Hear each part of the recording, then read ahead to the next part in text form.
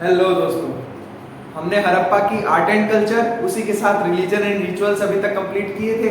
अब मैं आपको बताने जा रहा हूँ हड़प्पा सिविलाइजेशन का मोस्ट इंपोर्टेंट पार्ट। और मैं इसे मोस्ट इंपोर्टेंट क्यों कंसीडर कर रहा हूँ? क्योंकि जितने भी कॉम्पिटिटिव एग्जाम्स हैं उनके जितने भी फैक्चुअल डाटा के आपके पास क्वेश्चंस आने वाले हैं वो इसी टॉपिक से आएंगे।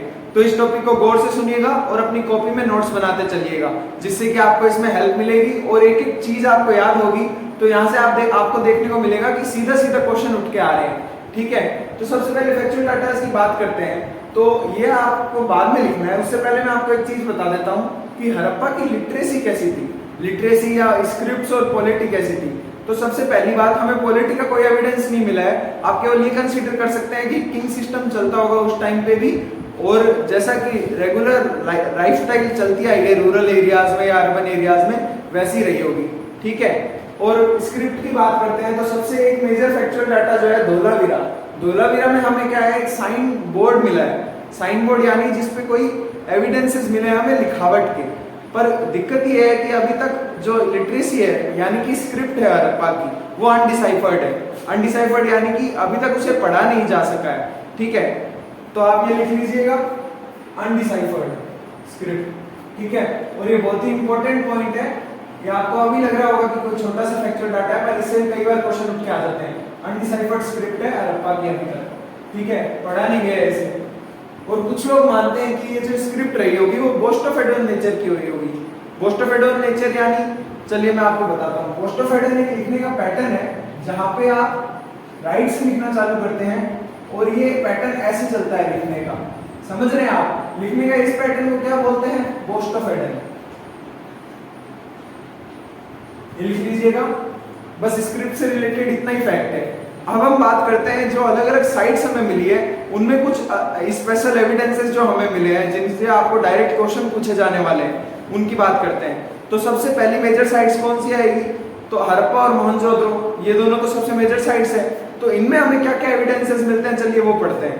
तो हड़प्पा कल्चर की बात आती है तो हड़प्पा में हमें 6 ग्रेनरीज, मतलब 6 ग्रेनरीज ऐसे आप मान लीजिए कि ये एक पैटर्न बन रखा है, ये प्लेन लैंड है और उसी के यहाँ पे 6 ग्रेनरीज आपस में एक दूसरे के पैरेलल बनी है। इसका हमें एविडेंस मिलता है। हालांकि ये ग्रेनरीज पूरी बनी हुई नहीं मिली है, इनका बेस मिला है हमें, पर हम ये अंदाजा लगा सकते हैं कि वहां ग्रेनरीज रही होगी। ठीक है, उसी के साथ फिर कॉफिन बरियल। कॉफिन बरियल आप समझ गए होंगे, लकड़ी का कोई भी कॉफिन सा बनाना और उसमें बरी करना। तो इसकी भी एविडेंस हमें हड़प्पा साइट पे मिले। उसी के साथ साथ रेड सैंडस्टोन ट्रोसो, जैसा कि मैंने आपको आर्ट एंड कल्चर के टाइम बताया था, रेड सैंडस्टोन ट्रोसो का हमें एक एग्जांपल मिला है। मतलब कि कमर तक की एक मैन की फिगर जो है, जो रेड कलर में है पूरी, वो हमें एविडेंस मिला है हड़प्पा से। ठीक है, उसके बाद बात आती है तो stone symbols of female genitals. ठीक है, ये भी हमें हड़प्पा में मिले। उसके बाद बात आती है मोहनजोदड़ो। मोहनजोदड़ो में कौन कौन से एविडेंस मिले हैं, क्या क्या इंपॉर्टेंट चीजें मिली है वो बताता हूँ। तो आपने आर्ट एंड कल्चर अगर ठीक से पढ़ा होगा तो रेड सैंडस्टोन ट्रोसो के अलावा जितने भी मेजर स्टैचूज के हमें एविडेंस मिले हैं वो सारे मोहनजोदड़ो में देखने को मिलते हैं। जैसे कि प्रीस्ट किंग, जिसको हम बियर्डेड मैन भी बोलते हैं। उसी के साथ ब्रॉन्ज डांसिंग गर्ल, ये भी हमें मोहनजोदड़ो में मिली। उसी के साथ जैसे कि पशुपति शील और टेराकोटा मदर गॉडेस के जो स्टैचूज थे वो भी हमें यहीं देखने को मिलते हैं। उसी के साथ साथ मोहनजोदड़ो में कुछ मेजर फैक्ट्स जो है, जैसे कि ग्रेट बाथ, ग्रेट ग्रेनरीज, ये कुछ फैक्चुअल डाटा है, आपको याद रखना पड़ेगा, जो कि हमें एविडेंस मिले हैं मोहनजोदड़ो में। उसके बाद कौन कौन सी मेजर साइट्स आती है? तो जैसे कि चूनहोदड़ो करके एक साइट है जिसके बारे में मैंने पहले भी आपको बताया था, जब मैं बीड्स की बात कर रहा था, ट्रेड की बात कर रहा था, उस समय आपको इसके बारे में बताया था। तो चूनहोदड़ो जो टाउन है, यहाँ पे हमें सीटाडेल नहीं मिला है। सीटाडेल यानी कि जो अपर टाउन है वो यहाँ पे अब्सेंट है, केवल लोअर टाउन और एकदम बेस लेवल पे इक्वली हाउसेज हमें मिले हैं। ठीक है, और इसे हम फैक्ट्री टाउन भी कंसीडर कर सकते हैं, जहां से पूरी ट्रेड हुआ करती थी, जहां पे सारा प्रोडक्ट बना करता था इनका एक्सटर्नल ट्रेड के लिए। उसके साथ साथ मेजर चीजें क्या है, तो एक ब्रोंज की बनी हुई बुलक कार्ट मिली है हमें, ये लिख लीजिएगा ब्रोंज की है। ठीक है, ब्रोंज बुलक कार्ट कहाँ पे मिली है? तो चूनहोदड़ो नाम की साइट पे मिली है। ठीक है, उसके बाद सीटाडेल नहीं है यहाँ पे, ये मैं आपको बता चुका हूँ। फिर बात आती है लोथल। लोथल एक जो मेजर साइट मानी जाती है ट्रेड के पर्सपेक्टिव से। ऐसा मैं क्यों बोल रहा हूँ? क्योंकि जो हमारी लोथल है उसको आर्टिफिशियल डॉकयार्ड कंसीडर किया जा रहा है। डॉकयार्ड यानी कि जहाँ पे सारे शिप्स आके रुकते हैं, बंदरगाह जिसे आप बोलते हैं हिंदी में, वही है। ठीक है, और आर्टिफिशियल है। आप मतलब कुछ सोचिए, आज से 5000 साल पहले भी लोगों ने खुद से ही शिप के डॉकयार्ड बना रखे थे, है ना। तो आर्टिफिशियली प्रिपेयर्ड डॉकयार्ड हमें कहाँ मिलता है? लोथल में।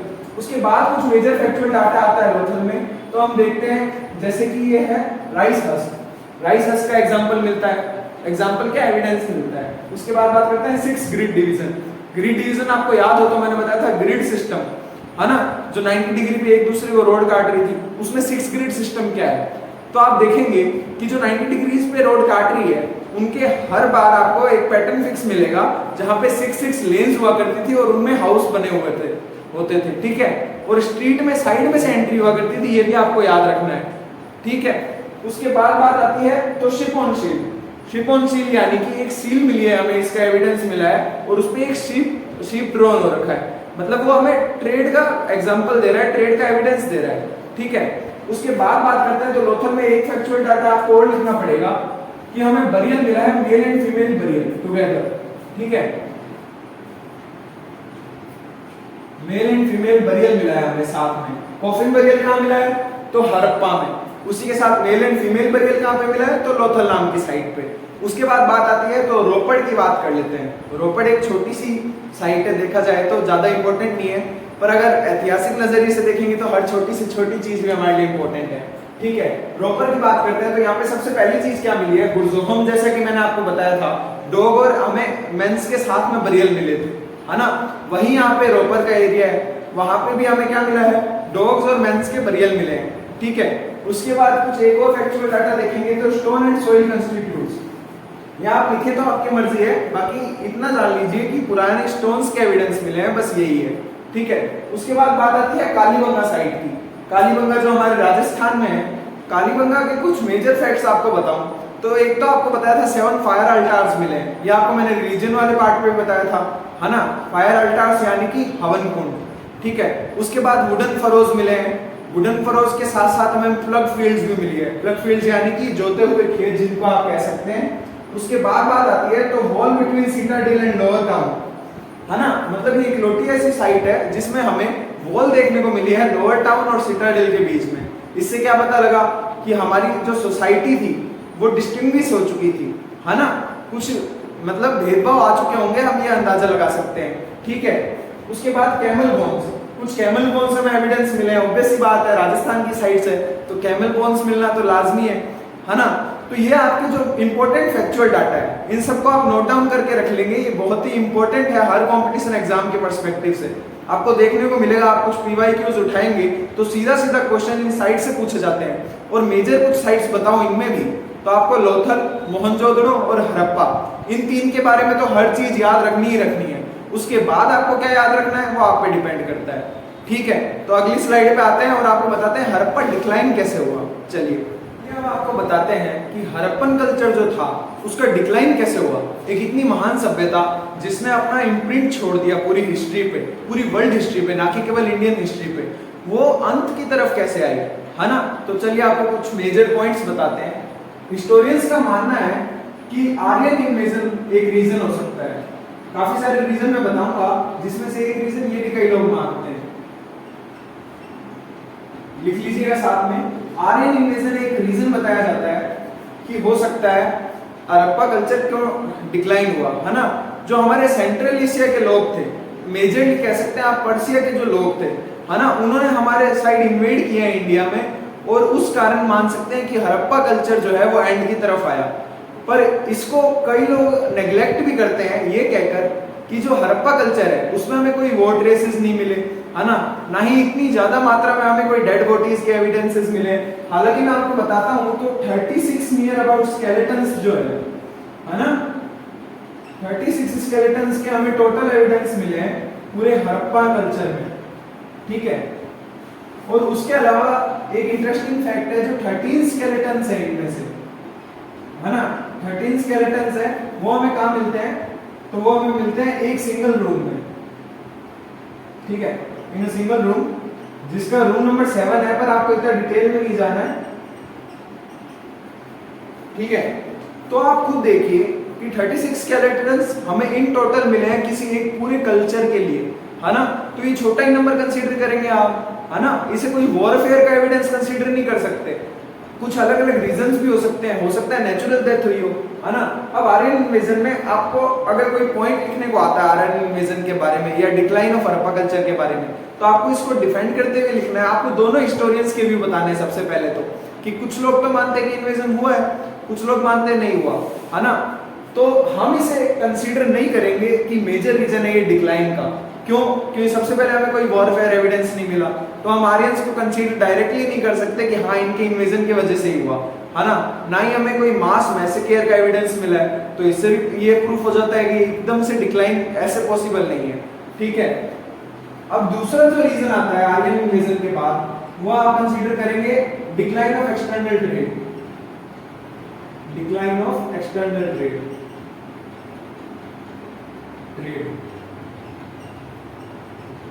यानी कि जो एक्सटर्नल ट्रेड था वो कहीं ना कहीं खत्म हो गया था इनका, है ना। इसका मैं एग्जांपल भी देता हूँ। एक रीजन क्या हो सकता है कि 900 बीसी के अराउंड, है ना, 900 बीसी के आसपास जो टाइम था, तो वहां क्या हुआ, कोई भी मेंशन नहीं होता मेलुहा का, not mention about Meluha in terms of trade. मतलब जो पहले मेसोपोटामिया और साइड जो किंग थे, जैसे कि मैंने साइडन ऑफ अक्कड़ का आपको एग्जांपल दिया था, तो वो मेंशन करते आ रहे थे मेलुहा का नाम ट्रेड में, वो एक ब्राइटर हिस्ट्री की तरफ, है ना। पर 900 बीसी के अराउंड हमें क्या देखने को मिलता है कि हड़प्पा कल्चर का कहीं भी हमें मेंशन हुआ नहीं मिला। मेलुहा जो नाम है वो हमें कहीं मेंशन हुआ नहीं मिल रहा है। मतलब आप पता लगा सकते हैं, इससे पता लगा सकते हैं कि डिक्लाइन कैसे हो गया एकदम से, है ना। उसके बाद बात आती है, तो 900 बीसी वाला टॉपिक हो गया, पर एक्सटर्नल ट्रेड का डिक्लाइन भी कई रीजन नहीं मानते, कई हिस्टोरियंस नहीं मानते। तो उससे आगे बात करते हैं हम, तो जो नेचुरल कैलेमिटीज है उनको कहीं ना कहीं कंसीडर किया जाता है कि ये रीजन रहा होगा डिक्लाइन का। नेचुरल कैलेमिटीज लिख लेंगे आप, नेचुरल कैलेमिटीज। और मैं ऐसा क्यों कह रहा हूं, क्योंकि जो हड़प्पा कल्चर है वो काफी टाइम से फ्लड्स को फेस करता आया था, है ना। जो हड़प्पा कल्चर का पूरा टाइम पीरियड है, आप उसमें मान सकते हैं कि नियर अबाउट 7 फ्लड्स जो है वो फेस कर चुका था। और ये ऐसी वैसी फ्लड्स भी नहीं थी, एक्सट्रीम लेवल की जो फ्लड्स आती है वैसी थी, है ना।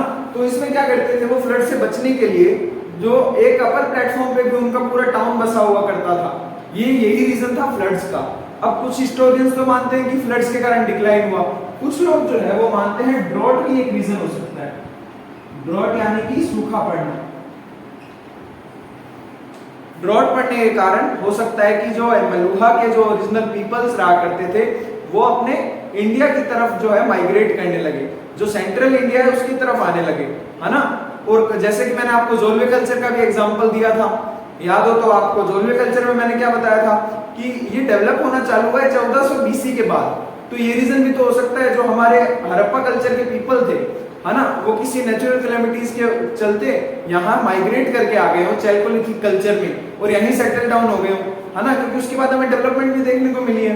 तो नेचुरल कैलेमिटीज का एक रीजन हो सकता है, ठीक है। उसके बाद एक और रीजन मैं आपको बताता हूं। तो एक और रीजन जो हो सकता है वो है, आप लिखेंगे इकोनॉमिक डिसबैलेंस, इकोनॉमिक डिसबैलेंस।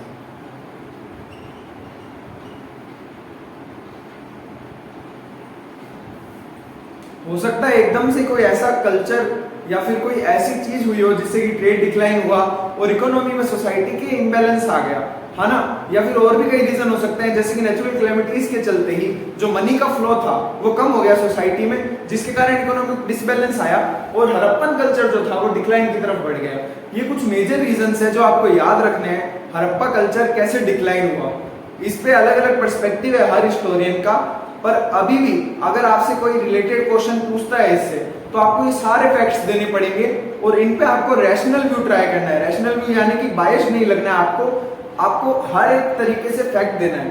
अगर आप कभी आंसर राइटिंग में भी फोकस कर रहे हैं तो आपको हिस्टोरियंस के पर्सपेक्टिव से ही आंसर लिखना है। आप अगर अपना पर्सपेक्टिव लिखना चाहते हैं तो ध्यान रखिए कि वो पॉजिटिव पर्सपेक्टिव हो, नेगेटिव की तरफ ना जाए, है ना। और इसका मतलब ये भी नहीं है कि केवल आप उसी चीजों को प्रेज कर रहे हैं जो कि नेगेटिव हो ही नहीं करती थी, और नेगेटिव को भी पॉजिटिव बना के नहीं दिखाना है। आपको मीडियोकर वे ट्राई करना है। आपको रहना है कि यहाँ भी पॉजिटिव, यहाँ भी पॉजिटिव, पर नेगेटिव को नेगेटिव बताने की हिम्मत रखिए, ठीक है। इसी के साथ आपका हड़प्पन कल्चर जो है वो पूरा कंप्लीट होता है ना। अब उम्मीद करता हूं कि आपको ये समझ आया होगा, और अगर नहीं भी समझ आया है तो आप 1-2 बार ये लेक्चर और देखिए, आपको सारा फैक्चुअल डाटा याद हो जाएगा।